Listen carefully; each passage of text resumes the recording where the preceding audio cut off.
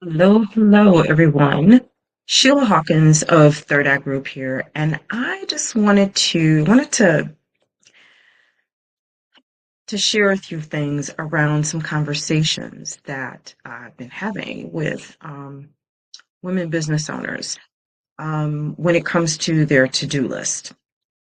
In particular, specifically about the important things and the not so important things.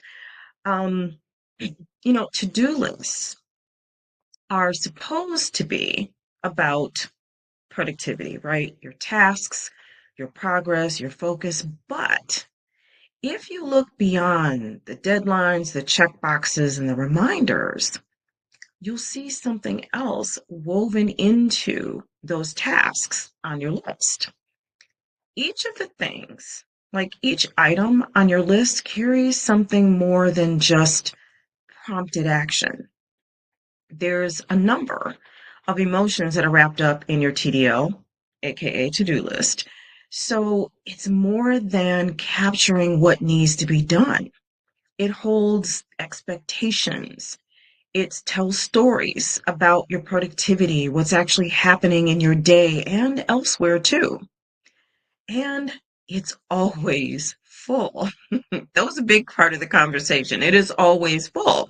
And when it's full, not just with task, but with unprocessed emotion and the stories, it stops being a tool and it starts to become a weight. And I'm sure you felt that weight. If you're challenged with productivity, you have felt that weight.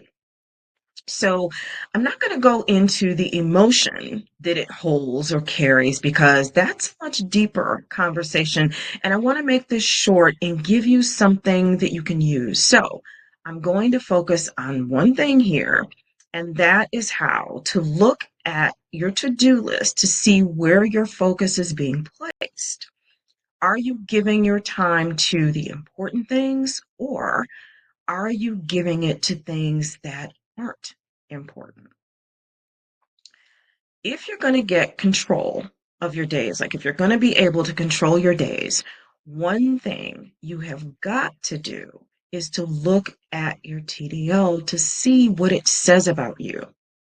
And I know you probably have never heard that before anyway. I've never heard it from anybody else either. But this is the way that I've worked for, oh my gosh, what, 25 years now. Your to-do list has things to say about you, things to say about your level of productivity, and on a much deeper level, not the surface level, right? Because if you're familiar with me at all, if you know me or my work, you know that I don't do surface stuff. I go much deeper because that is where the truth lies. And that is where you'll find the keys to solving your productivity issues.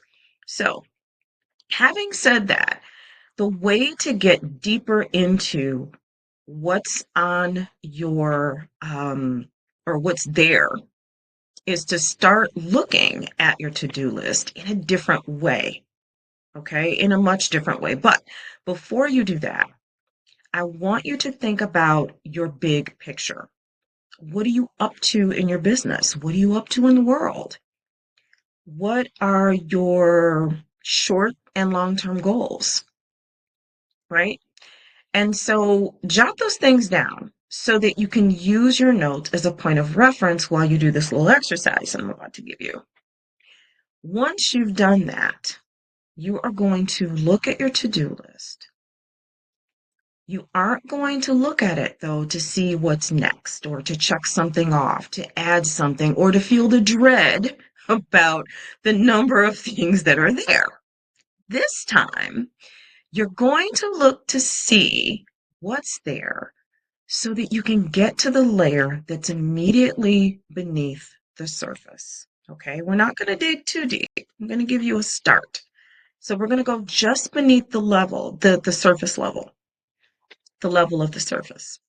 So go through each task on your list to see which are actually directly related to your big picture. Okay, so those things I just asked you to jot down.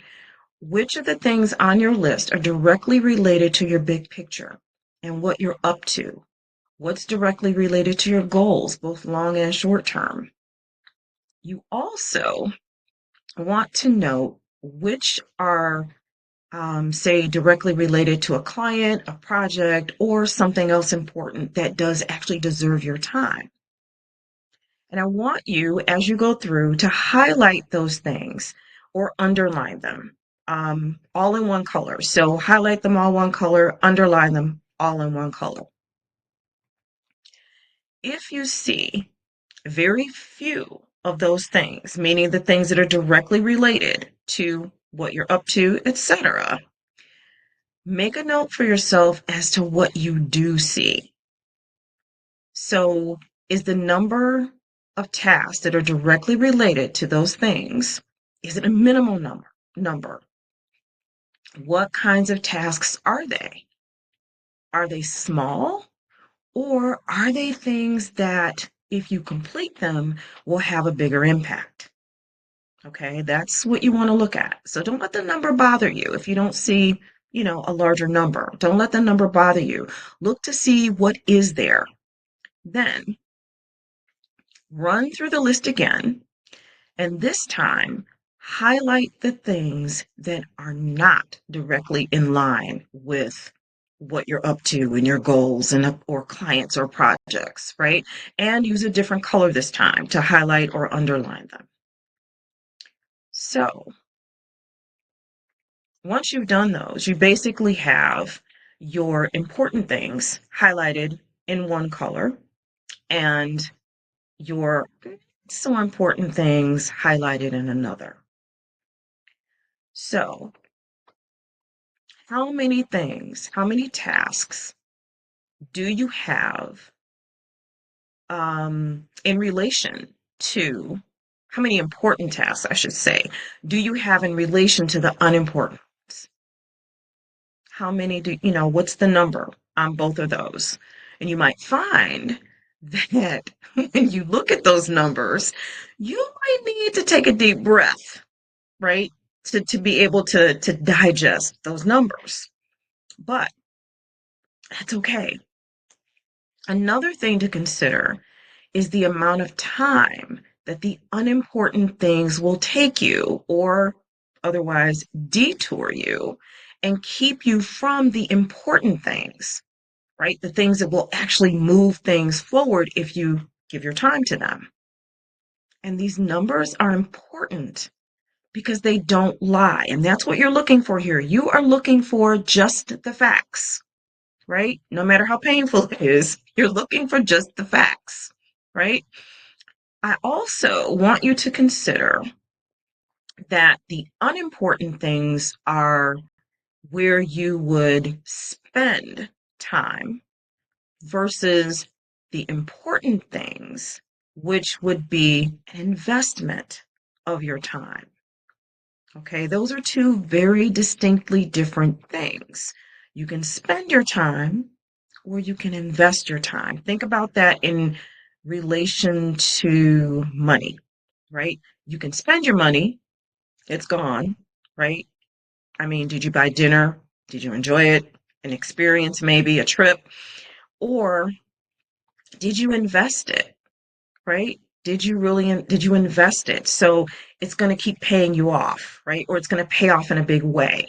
So kind of think about your time in terms of money in that sense, spending versus investing. And it'll give you a better sense of what's really going on when it comes to these things on your list. Finally, make some time to reflect on what you do discover. And you might see some additional things as well. Like I've had clients go through this little process and have some really big aha moments. Okay. So whatever you discover, I would love for you to share that here with me. Or if you don't want to share it here, you don't want everybody to see, then feel free to inbox me. This is it's a short process, but it's a sweet process too because of what it reveals for you.